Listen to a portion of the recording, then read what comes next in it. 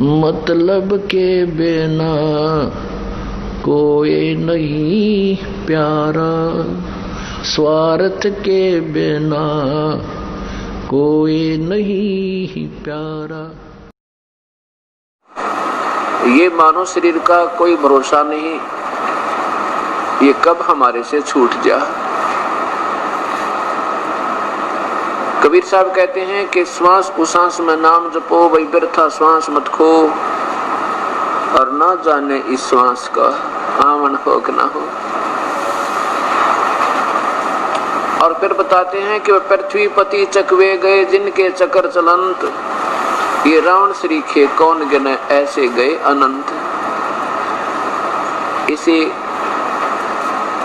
जमीन के ऊपर जिन पर आज हम अपना कब्जा किए बैठे हैं, जिसको हम अपनी मलकियत मानते हैं, अपनी संपत्ति मानते हैं, इनके ऊपर अरबों और खरबों व्यक्ति ऐसे ही अपनी संपत्ति समझते रहे, लेकिन वो इनकी थी नहीं।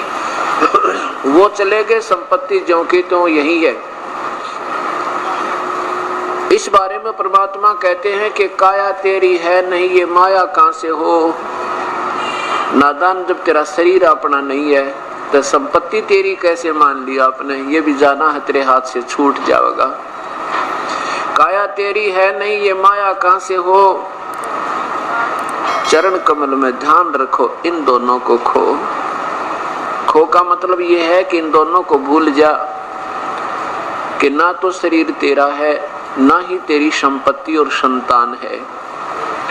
जिस दिन ये प्राणी यहाँ से निकल जाएगा, इस शरीर को त्याग कर, ना संपत्ति साथ चले, ना परिवार साथ चले। इस दृष्टिकोण से सोचता हुआ कि ये संसार मिथ्या है और ये संपत्ति और संतान तेरी नहीं है, लेकिन ये भी नहीं है कि इनसे नफरत हो जावे या रुचि ना रहे, ऐसा नहीं है। हमारा जो प्रारब्ध है, संस्कार है, उसको हम पूरा करेंगे और साथ में परमात्मा के नाम को, परमात्मा के ध्यान को, परमात्मा की सेवा को सर्वप्रथम रखते हुए हम सब काम करते रहेंगे। अगर हम ऐसा करेंगे तो नहीं करेंगे तो भी हमारे संस्कार अधूरे रह जाएंगे, क्योंकि वो फिर लेन देन बचा रहेगा आपका, वो फिर संस्कार अपने बाद में भोगने पड़ेंगे। इसलिए हमने अपने बच्चों को भी परवरिश करनी है और समाज के अंदर एक अच्छे भक्त और नागरिक बनकर रहना है। बीड़ी शराब मांस तंबाकू कोई अमल नहीं करना, किसी की आत्मा दुखी नहीं करे। चाहे एक समय रोटी ना प्राप्त हो कोई बात नहीं, पर किसी की आत्मा दुखा के और 2 नंबर का काम करके या कोई रिश्वत लेकर अपना पेट पोषण नहीं करे, परिवार पोषण नहीं करे, ये एक अच्छे नागरिक के गुण होते। फिर उनके निकट परमात्मा स्वयं होते। हमने अपने एक शुद्ध आचरण करके समाज में ये भी दिखाना है कि भक्त किसे कहते हैं।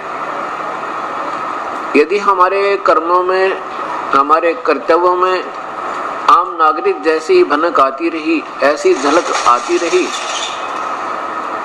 तो फिर भक्ति और भक्त और अभक्त में, यानी संत और असंत में फिर अंतर क्या रहा। आपस में प्यार तो रहे,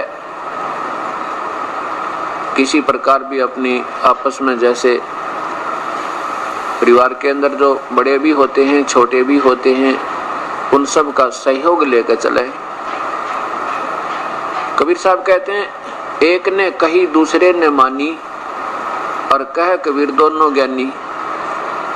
एक कोई कहते भी ये काम ऐसा करते हैं परिवार का सदस्य, दूसरा कहे कोई बात ना ऐसे कर लेंगे, और फिर प्रेम से समझावे थोड़ी देर बाद कि इसको ऐसा कर लें तो ठीक नहीं रहे, और उसी समय उसके साथ उठ पटांग कह दे नहीं ऐसा नहीं ऐसे करेंगे, तो वो खींचातानी बन जाती है, वो अशांति का मूल कारण बन जाती है। इसलिए हमने अपने समाज में भी प्यार से रहना। जैसे आपको कोई गाली दे देता है, कोई बात नहीं, आपके अंदर उतनी ही वापस गाली देने की फिर अंदर से कसक होती है, तो फिर तो भी आप भक्त नहीं बने, अभी आप में साधुता आई नहीं है। कबीर साहब कहते हैं आवत गाली एक है उल्टा हो अनेक, और कह कबीर मत उल्टियो व रह जाए एक की एक ने गुस्से में आकर, क्रोध में आकर, किसी के कहन सुनते या मिसअंडरस्टैंडिंग तक, किसी की गलत धारणा से आपको कुछ उठपटांग कह भी दिया, तो आप उसका तुरंत प्रतिफल में बदला मत दो, उसका तुरंत जवाब मत दो। फिर वो एक देगा, एक और दे देगा, वह दो ना हुए। दो जब होगी जब आप उल्टी दे दोगे, उल्टी गाली आप उसको पकड़ाओगे तो वो 20 और सुनावेगा, और फिर हाथापाई हो जाएगी, और फिर हानि ना जाने कहां तक पहुंच सकती है। इसलिए क्या बताते हैं कि आवत गाली एक है उल्टा हो अनेक, कह कबीर ना उलटियो व रह जाए रहे एक की एक। गाली ही से उपचे और कलह कष्ट और मीच, हार चले सो संत है भाई लाग मरे सो नीच। अब गाली ही से क्या होता है कि हाथापाई हो, झगड़ा वगड़ा हो गया, और फिर ना जाने मौत भी हो जावा किसी की। गाली ही से उपचे कलह कष्ट और मीच, मीच माने मृत्यु। हार चले सो संत है, हार जाना नो का अच्छा भाई चुप हो जा, बोले नहीं, वो नो सोचेगा तेरे तो डर गया तो आप हार गए, बहुत अच्छी बात है। कहते हार चले सो संत है और लाग मरे सो नीच, उससे की तरह गुट्टम गुट्टा हो गया, कहते हो तो नीच राक्षस स्वभाव के, जैसे कल गीता जी बतावे थी, पवित्र गीता शास्त्र कह रहा था कि वो संत नहीं फिर होता है, संत होते हैं।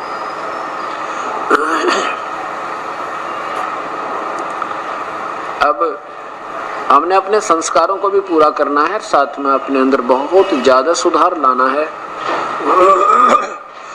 ताकि आम समाज भी ये कहे भी भक्ति हो तो ऐसी संत भक्त हैं तो ये हैं जिनमें बीड़ी शराब मांस तंबाकू का कोई व्यसन ना हो, और झूठ बोल के अपना धंधा नहीं बढ़ावे, किसी की आत्मा दुखाने के लिए झूठ ना बोले। अब जैसे अब रिश्वत लेते हैं या 2 नंबर का काम करके दुनिया को धोखा देके, कोई मिलावट करके या कोई डुप्लीकेट चीज ओरिजिनल समझ के बेच के पैसे तो कमा लेंगे आप, लेकिन वो पैसा फिर बहुत बुरी तरह जाएगा आपका। मन माने कोई बालक बीमार हो जावे या स्वयं को कोई बीमारी लग जावे, लाखों रुपए लगे और फिर वो पैसा भी जावे, अशांति भी, और साथ में जो जिस दुष्कर्म के से वो धन एकत्रित किया था वो पाप कर्म तो ज्यों के तो जमा है आपके, और वो धन रहा नहीं जो आपने गलत तरीके तो अपनाया था, बल्कि कष्ट में होकर गया। इस प्रकार हमने इन बातों को ध्यान रखते हुए अपने अंदर बहुत सुधार लाना, क्योंकि परमात्मा का एक नियम है कि जैसे कर्म और साथ में जैसा भी आपका संस्कार, जो भी आपको मिलना है, उस परमात्मा ने आपको बांट रखा एक जीवन में कि तुझे इतना धन मिलेगा, इतनी तेरी संतान होगी, इससे कम बत्ती नहीं हो सकता, चाहे कोई कितना शर पटक ले।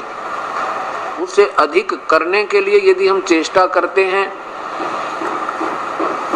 गलत तरीके से, तो फिर वो बहुत हानि का कारण बनेगी।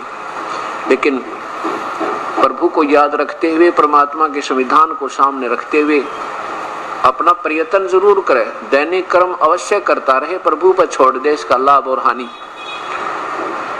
मान लीजिए आज आपको उपदेश मिल गया, आप 2-4 महीने के बाद फिर आते हो, जी कोई लाभ तो नहीं हो रहा, ऐसा कोई प्रश्न करते हैं। आप लोग लाभ किसको मानते हैं कि धन घना आ जावे, रोजाना घनी कमाई होवे, पैसे घने आ जावे तो आप लाभ मानते हो। वैसे तो भक्ति मार्ग में जब आप सही मैच्योर हो जाओगे ना, जैसे कल बताया था, वो किसान की तरह ज्ञान योग युक्त हो जाओगे, फिर ये चीज कौन चाहो तुम धन घना आ गया थोड़ा, फिर तो नो सोचोगे आज सिमरन कम होया या ज्यादा, आज मेरा भक्ति का वो क्यों एक अंग रह गया जो मैं नहीं कर पाया, ये दुख होने लग जाएगा आपको। फिर भी ये परमात्मा वो पूर्ण ब्रह्म है, परमेश्वर पूर्ण ब्रह्म कबीर साहब सतपुरुष, ये वो शक्ति है कि हमारे भाग्य से ज्यादा भी दे देगा और अच्छे तरीके से दे देगा। आपने 2 नंबर का काम करना भी नहीं पड़ेगा। विश्वास रखना अपने मालिक पे। अब जैसे आपने 4-5 महीने पीछे बताया, दास गुरु जी क्या को आके कहने लगे जी कोई लाभ तो ना होया। और पहले क्या होता था, पहले बताते थे जी बहुत नुकसान हो चुका है, हमने ये भी नुकसान हो गया, पशु भी बिगड़ गए, व्यापार भी कति चौपट हो गया, एक बालक बीमार होया था उसका कम से कम भी 1.5 लाख रुपया लग गया। अब ये सोचना कि आपको मान लीजिए व्यापार में या आपके घर में पैसा घना नहीं आ रहा है और वो फिर व्यर्थ भी नहीं जा रहा है, बीमार नहीं होता कोई, वो पशु बिगड़ने बंद हो गए, आनी बंद हो जाएगी, लाभ से थोड़ा ही हो जाइए, वो आपका घना है। क्योंकि उधर ज्यादा आता दिखाई दे रहा था, फिर एकदम इकट्ठा ही चला गया तो वो लाभ नहीं था, वो तो व्यर्थ था, अशांति और बनी। अब ये परमात्मा वो है, विश्वास रखना। कह कबीर सुनो भी साधो, मैं तो हूँ विश्वास में।